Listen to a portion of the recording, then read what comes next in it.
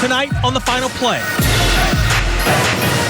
Taysom Hill, he drops back, has a good pocket, down the sideline, wide open. Austin Carr in for the touchdown. The Saints get a late wake-up call on the West Coast as Taysom Hill sparks a second-half resurgence. I told our players after that game, I felt like it was obviously two different halves. We'll have reaction from the players as well as analysis from Jeff Duncan. Sean Payton hammers his players for being aware of situations. That was a 3rd and long. You can't get caught out of a position like that, get a penalty. Plus, we take you around the bottom of the booth where college football is heating up. From Fox 8 Sports, this is The Final Play, sponsored by your Southern Quality Ford dealers, built Ford tough, and by Ron Austin Law. Welcome into the Final Play. I'm Juan Kincaid. Preseason game number 2 is in the books for the Saints, as today's game also wrapped up a pretty productive 4 days in Costa Mesa, California. Today's performance against the Chargers was another reminder to Sean Payton that his team still has a ways to go before they're ready for the regular season opener. Sean Vazan covered today's game and has more from the West Coast. The Saints concluded their 4-day journey to the West Coast with a 19-17 victory over the Chargers here on Sunday. And in this game, there was a little bit of everything, with a lot to like, but also a lot to work on. Obviously, two different halves. A lot of things that were frustrating, discouraging, things that we're going to have to clean up when we watch the tape tomorrow. And then some things that were more encouraging in the second half. Let's go get a win, squad. Win on 3, 1, 2, 3, win. Let's start in the beginning. It was solid, especially with the first-team defense. On the first 3 drives, they forced a turnover on downs, a punt, and an interception by A.J. Klein on a tip ball by David Onyemata. Coming off of last week, we were a little disappointed with a few big plays that we gave up, explosive plays. So coming back, we wanted to be able to be stout in the run game and obviously get off the field on 3rd downs. I think we did that. So that was a step forward. But despite multiple opportunities, the Saints offense couldn't take advantage. They looked out of sync and only mustered 3 points. Teddy Bridgewater was the talk of Game 1. It was his best effort as a Saint. He was talked about after Game 2 as well, but for a different reason. That ball's on the ground, and it'll be recovered by the Chargers. Where last week he was decisive and accurate, on Sunday he looked erratic and off target. There was a reason. He was sick. Still, he felt like he should have been better. I owe it to those guys to be out there. And, we practice together. We give our all when we're out there. And I think I just have to do a better job of just fighting through, difficult situations and things like that. Our guys are still out there competing at a high level, and I have to be out there. If I'm out there with those guys, I have to continue to elevate my game. And today just was one of those days where things weren't really clicking. Bridgewater finished 5 of 12 with a fumble and an interception inside the 10-yard line. Going through the progression, getting to the back, and just have to throw them a better ball, a catchable ball. Those guys, they're not wide receivers, but like I said, I just have to throw them a better pass. But in the second half, things changed, mainly because of quarterback Taysom Hill, who made plays everywhere with his arm and his feet, like this 23-yard scramble early in the 3rd quarter. I was just trying to avoid a negative play, and I felt like I could get the edge instead of just throwing the ball away and try to get some yards, and we were able to do that. And I tried to get what I could and then avoid a hit and get down, and gave us some momentum, which we were lacking. Hill went on to take over the game and finished 11 of 15 for 136 yards and 2 touchdowns. And most importantly, he led his team to a comeback victory. The thing that I kept reiterating in the huddle was we're going to have an opportunity to win this football game. And I know it's a preseason game, but this is what it's all about. And if we came out here to not win, then we're wrong. It's always been a game of emotion and momentum, and I thought he did a really good job with that. I mean, that's real. There were other players that helped themselves. Working with the first team, Trey Hendrickson proved to be disruptive along the D-line. In the return game, Deontay Harris once again showed he belonged, though his head coach wouldn't call it a perfect performance. He should have caught the one that landed on the ground. That bothered me. So there's a little bit of you don't know what you're going to get, and yet, man, you see some good signs. So I'm encouraged, but just some of the details he's got to work on. But in the end, Payton wouldn't over or underreact to what his team did on Sunday. Instead, he remained realistic. By no means is it a game you come away from and feel like, man, you're ready for the regular season to start. We've got a lot of work still to do. Joined now by Jeff Duncan, Saints columnist for The Athletic. And Jeff, let's talk quarterbacks. Teddy and Taysom. They've been a storyline all preseason, all training camp, really. One played really well today. One obviously struggled. Let's start with Teddy Bridgewater. Last week, he was decisive and accurate. This week, clearly he was battling a bit of a stomach bug or something like that, but he wasn't himself. Yeah, and I think it showed. He didn't have much energy. You could even see it in pregame, Sean. He was feeling under the weather. And the best thing I liked from Teddy Bridgewater was the way he owned it afterward today. He admitted he didn't play well. He said he needs to play better. He didn't use the illness as an excuse. And he knows he's got to play better. Every player in this league has played through some kind of sickness, and he's got to make better decisions. He was holding the ball a long time today. That led to some of the pressure. He's just got to play better. But look, it's one game out of a much larger sample size that these coaches are going to evaluate. So let's not, cast too much judgment or overreact to one game. Where do you think he's at within the landscape of executing and kind of owning this offense right now? I think it's still a work in progress. He came in last season, didn't get a full off season in the offense. He had that this year, and I think it's the first time where he's really ever had the full offensive package from start to finish taught to him. And I think it's just going to it's going to take a little while. This is a much different, more sophisticated offense than he's ever worked in before. And anyone that gets in it, I think, is going to need a year or two really to master it. On the other side of the coin, look, Taysom Hill, it didn't take much to see. He was the spark, and frankly, in the second half, he was the best player on the field. When he takes over like that, he brings a different energy that I haven't seen in the Peyton era. I mean, it really was something to watch him go today. Yeah, and I think Sean Payton said as much afterward. You can see why Sean Payton was excited about him, why he's enamored with his playmaking ability. It's not just his ability to run the ball down the field. He buys time with his legs in the pocket and allows things to open up. And he brings, like you said, an energy and enthusiasm and creates momentum on the sidelines. You can feel it from the press box. Players can feel it on the sidelines. He did similar things in Green Bay, and that's what caught the Saints' eye, and we saw it again today. He led his team to a win that they probably wouldn't have gotten without him. He had a few throws that were off target, but for the most part, he was on target. And when he ran, I've been watching this with him. He's going through his progressions first. So to me, that shows the growth in a true quarterback, and that a quarterback that can also be an athlete as opposed to an athlete that's playing quarterback. And the touchdown he threw to Austin Carr that kind of triggered the comeback, the first score that the Saints had in the second half, was not his first option. And he talked about the progressional reads that he made in the pocket to find him downfield. I think that's a good sign for his development as a quarterback. So it'll be interesting to see what happens with Taysom Hill from this point forward. We know he's going to play air a lot in the season in a lot of positions, so that's generally what happens. First-team defense, they came out. Look, I'm not sure you can expect much else. They got a turnover on downs. They got an interception, a 3-and-out. And they gave the offense great field position. It looked like the first-team defense came to play today. Yeah, I think they were a little embarrassed by how they played in Week 1. They gave up a lot of big explosive plays. Now, look, they weren't going against – there's no Melvin Gordon out there. There's no Phillip Rivers. So we have to, kind of quantify what they did on the field. But their run defense, we saw all last year, came to play today. I think they gave up 2.6 yards a carry in the first quarter, stuffed that 4th and 1, got the ball to the offense. Clearly the front seven showed out better than they did in Week 1, and that's what we want to see, gradual improvement from this defense. Because a lot of people are waiting for Davenport to really flash. It hadn't happened yet. Meanwhile, I think Henderson has been perhaps the more consistent one. What is your take on that dynamic right there? Well, Davenport clearly got a higher ceiling, right? Trey Hendrickson's one of these 100-mile-an-hour guys. He's going to give you everything he's got on every play, and that kind of player can show in preseason when, some guys, frankly, are just going through the motions. Trey Hendrickson's never going through the motions. He is all out every play, so he tends to flash in the preseason, but once he gets out against elite competition, not quite as much. Davenport, you can see, is still a work in progress. And I think people are going to have to be patient with him.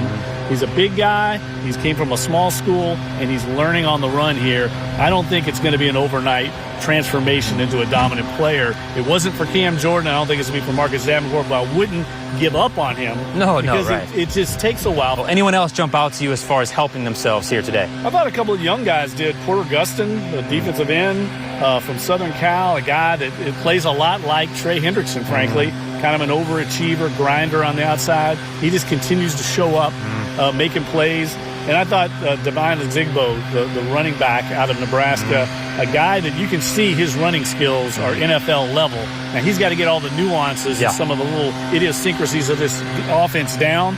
But once he does, I think he's going to be a contributor. If he doesn't make the active roster, I think he's going to be a quality candidate for the practice squad. Yeah, right now I think Dwayne Washington is probably in that lead for that third back, but Devine Ozigbo is kind of nipping at his heels. On the opposite side, anyone kind of hurt themselves, you think, tonight?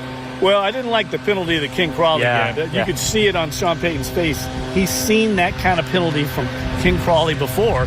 They kept a drive alive. They ended up driving 98 yards to score a touchdown. That was a third down play, and I know Sean Payton hammers his players for being aware of situations. That was a 3rd and long. You can't get caught out of position like that, get a penalty, even if it was questionable, and give the officials a chance to throw the flag, and it ends up costing your team a touchdown. All right, that will conclude our West Coast trip out here to Los Angeles. Jeff Duncan, thank you, sir. Yeah, thanks for having me, Sean. All right, back to you. Up next on the Final Play, we head to campus. Our first stop will be in Baton Rouge, where the LSU Tigers are expecting big things from its defense this season.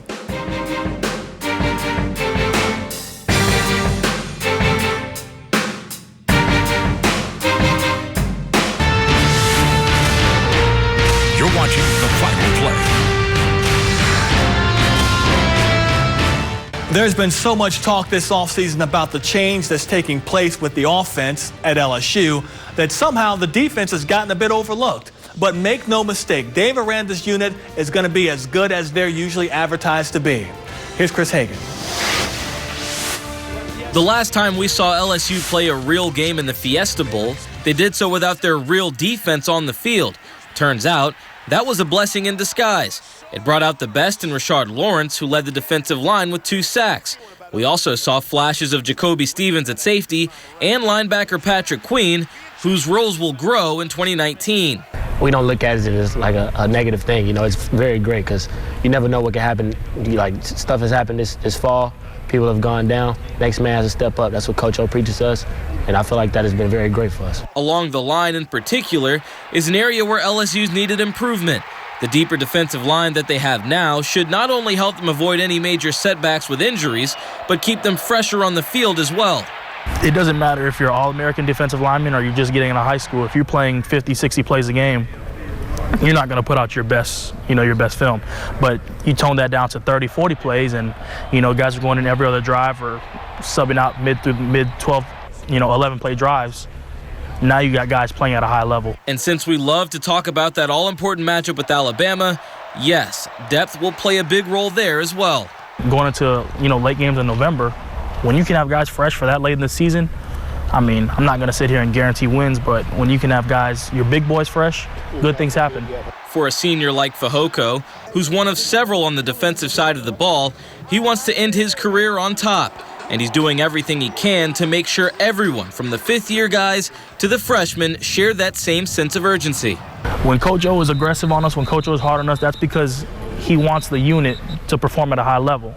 And as veterans of the group, as older guys like me, Rashard, Glenn, the oldest guys in the room, we got to be able to do it every day without Coach O echoing it. Of course, a coach is always going to echo it, but the moment we can start taking action, which we've been doing, it allows the young guys to follow and there to be no drop-off in the room.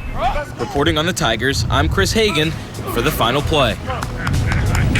Coming up on the Final Play, expectations are high uptown as the Tulane Green Wave get closer to kicking off its season.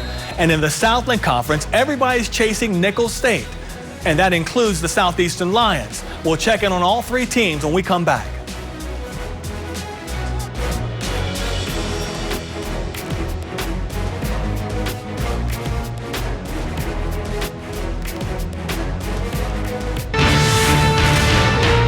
You're watching the Final Play. It's a good problem to have, and one that Tulane hasn't had in a very long time. Depth at a number of positions. Head coach Willie Fritz has it, and he's not afraid to use it during the early part of the season. That's what back-to-back solid recruiting classes have done for the Wave. They built a program that has sustainability. The Green Wave have 15 practices in the books and are about to enter their final week of workouts before its game week. The Wave opened the season at home against Florida International on August 29th. I'm sure these first 3-4 ball games we'll play 18, 20 guys on defense, maybe more than that.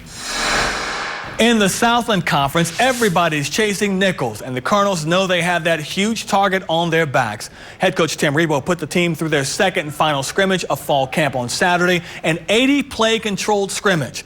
Coach said he's looking for some depth all across the board and believes he found it in the form of teammates pushing and coaching each other to be the best they can be. You work on an all camp, you work on pursuit drills, you work on the offense running to the ball. But also, when you got the rest of the team coaching each other and don't want to let their teammates down, then you know you have something. Staying in the Southland and moving up the road to Hammond, where Southeastern's preparations continue, head coach Frank Selfo has an experienced defense back with 10 key players back on that side of the ball. Not only is Selfo looking for production out of his veterans, but he is all but demanding leadership from them as well. You can do so much when you're learning, but you do so much more when you're teaching. And for our older guys, we want them to become teachers, just like our coaches. So we want them to help teach the younger guys. But it's not first group is the ones and second group is the twos. It's not like that. We didn't split them up that way, and we don't put them in those groups that way. We put them in there strategically to be able to look at certain guys in certain situations. The start of the 2019 season is now less than 2 weeks away. Tulane and Southeastern get things started at home August 29th. The Wave hosting Florida International. The Lions welcoming Jacksonville State to Hammond. LSU's opener will be on the 31st at home against Georgia Southern. And on that same day, Nichols on the road, beginning their season against Kansas State. Still to come on the Final Play, our final say on two amazing women.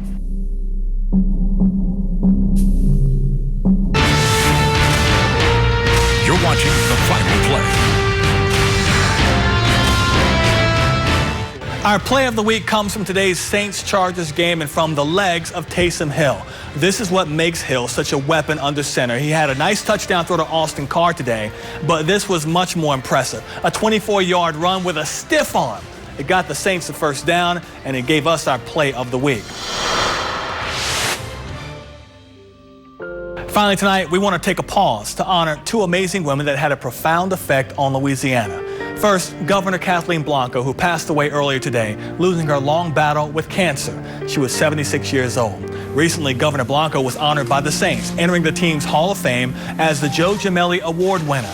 Governor Blanco will best be remembered for her work during and after Hurricane Katrina and her efforts to get the dome reopened for the Saints and their fans after the storm, something she spoke about at the induction ceremony. And we all came to the Saints in a greater, more intensified way in 2006. And that was the year immediately following the storm. Now, I had known Tom Benson before. I knew Gail. And I've, been to many Saints games. But in that period after Katrina, it became imperative that we all had to call on the deepest parts of ourselves to do the most intense work that any of us had ever thought about.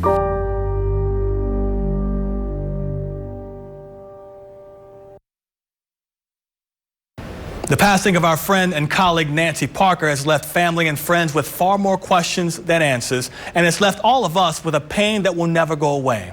For more than 2 decades, Nancy came into your homes, giving the news with her own unique style and her own special touch, and almost always with a smile on her face.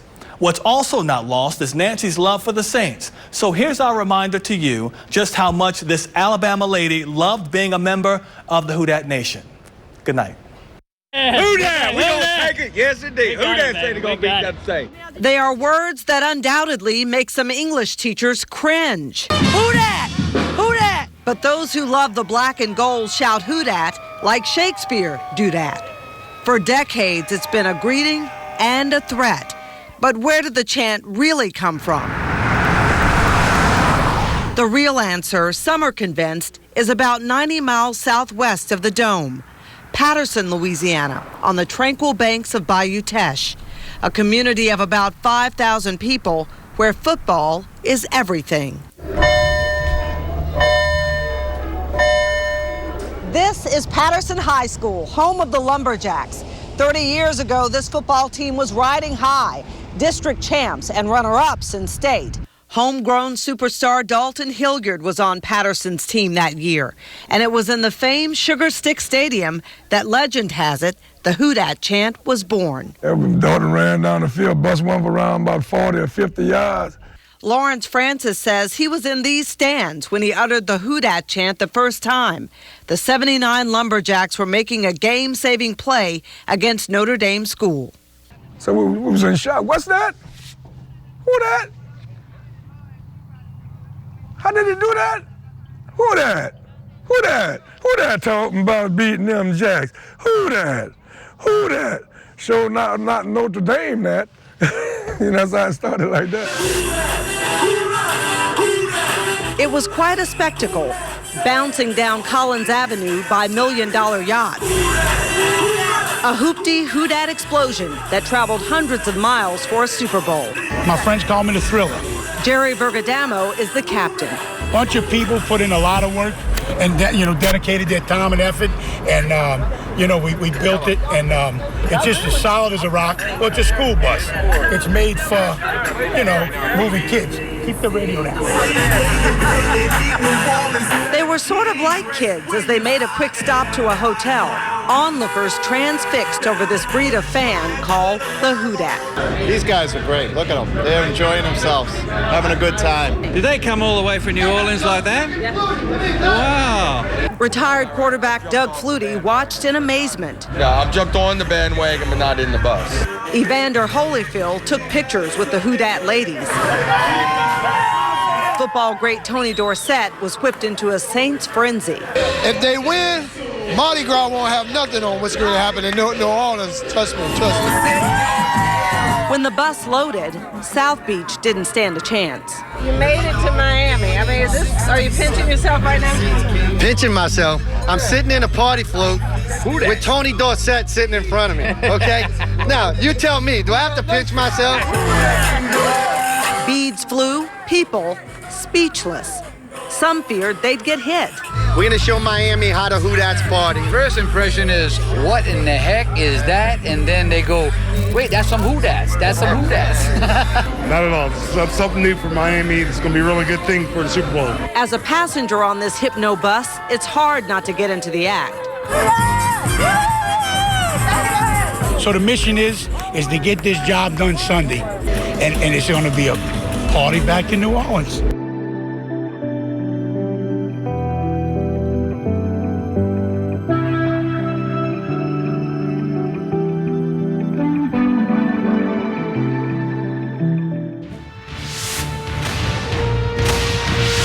From Fox 8 Sports, this has been The Final Play, sponsored by your Southern Quality Ford dealers, built Ford tough, and by Ron Austin Law.